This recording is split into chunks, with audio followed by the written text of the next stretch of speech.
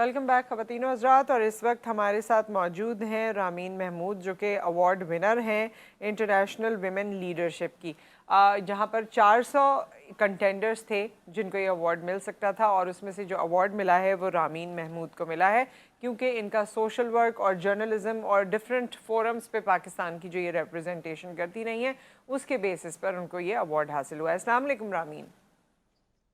वालेकुम अस्सलाम, thank you for having me. Thank you so much for your time. Ramin, हमें बताइए पहले तो अपनी काविशों के बारे में बताइए, अपनी मेहनत के बारे में और अपने कामों के बारे में जो आप करती रही हैं, और पाकिस्तान को जैसे जैसे आप रिप्रेजेंट करती रही हैं।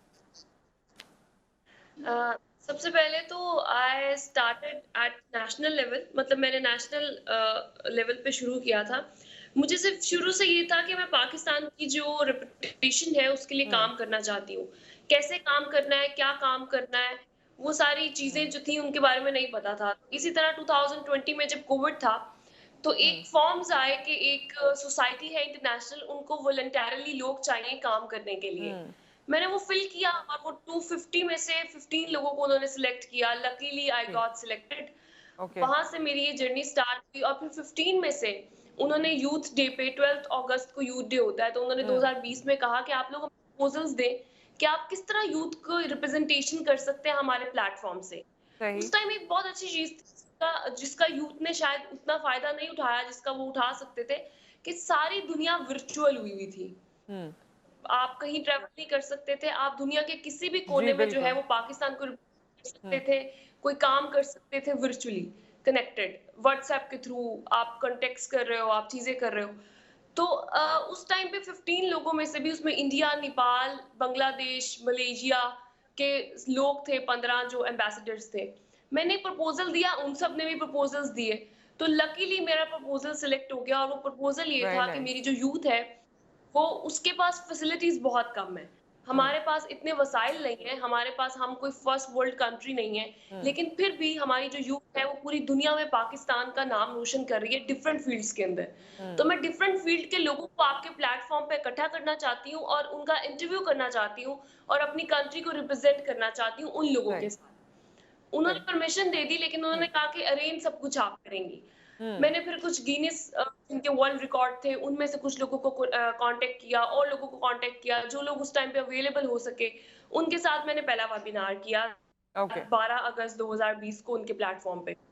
सही। अब उसकी जो थोड़ी सी स्ट्रगल ये थी कि उस दिन मेरी अपनी सिस्टर आईसीयू में थी, उनकी तबीयत ओह। बहुत ज्यादा खराब थी। अच्छा। तो एक टाइम पे मुझे लगा कि मैं ये वेबिनार नहीं कर पाऊंगी, और जो मेहनत एक महीने से हम कर रहे थे, मार्केटिंग कर रहे थे, लोगों को मैंने इकट्ठा किया, फिर पाकिस्तान हम्म। की रिप्रेजेंटेशन के प्रपोजल्स दिए, उनको मैंने कहा कि जी। आपने सबके साथ पाकिस्तान का नाम लाजमी लिखना है, क्योंकि वो एक जुनून था कि पाकिस्तान का नाम लाजमी आना चाहिए। जी। तो वो मुझे लगा कि मैं नहीं कर पाऊँगी, लेकिन फिर मैंने सोचा कि काम, मैंने जो 1 महीने की मेहनत की है, मैं वो कुछ मेरे हाथ में है नहीं, ना मैं डॉक्टर हूँ, ना मैंने जो है वो पेशेंट को देखना है, ना मैं, हम्म। मतलब मैं सिर्फ़ दुआ करती हूँ। मैंने बिल्कुल। नमाज़ पढ़ी, दुआ की और मैंने अपना वेबिनार 1.5 घंटे के लिए किया, क्योंकि उस दौरान आपका फ़ोन ऑफ होता है, आप किसी से कॉन्टैक्ट नहीं कर सकते। जिस तरह अभी आप लाइव बैठी हुई हैं, तो आपने हम्म। फ़ोन अपना साइड पे रखा हुआ। तो इस तरह की सिचुएशन थी।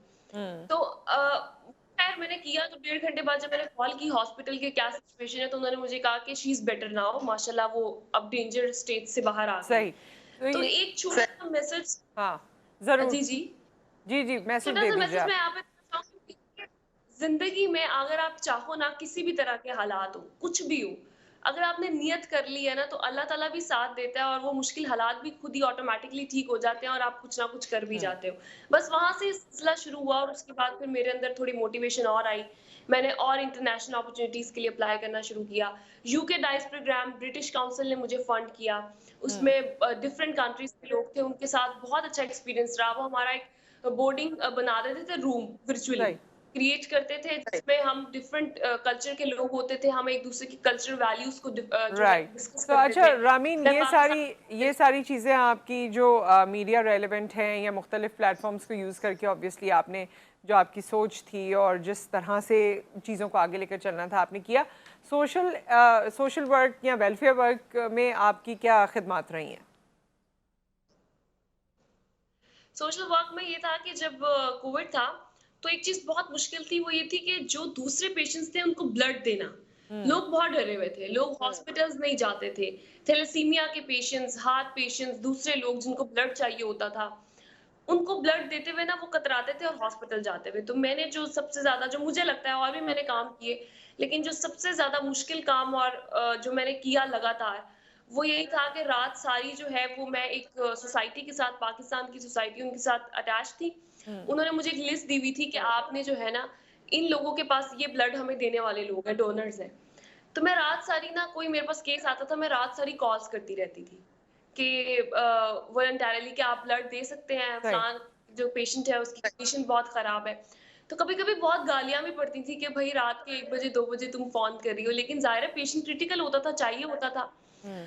तो उस टाइम पे लोगों को कन्विंस करना, मैंने कन्विंस किया बहुत लोगों को, बहुत लोग ब्लड देने गए, और ये मेरी पर्सनल लेवल पे जो थी वो थी, और मुझे ये होता था कि कोई मेरे पास केस आ जाता था तो मैं जब तक सॉल्व नहीं कर लेती थी मुझे नींद नहीं आती। हम्म।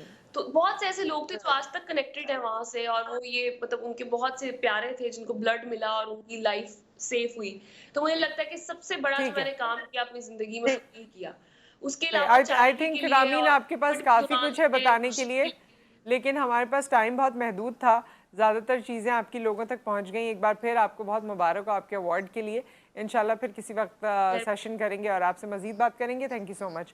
एक ब्रेक आ गया यहाँ पर ख़वातीन और हज़रात। ब्रेक के बाद जब हम वापस आते हैं तो बच्चों के हवाले से भी टॉपिक होगा, जो नाश्ता किए बगैर स्कूल कॉलेज ऑफ छोटे बच्चे चले जाते हैं, उसके हवाले से बात करेंगे। और वेट लॉस जो है वो रोटी चावल खा के हो सकता है या नहीं, इस पे भी बात करेंगे आफ्टर द ब्रेक।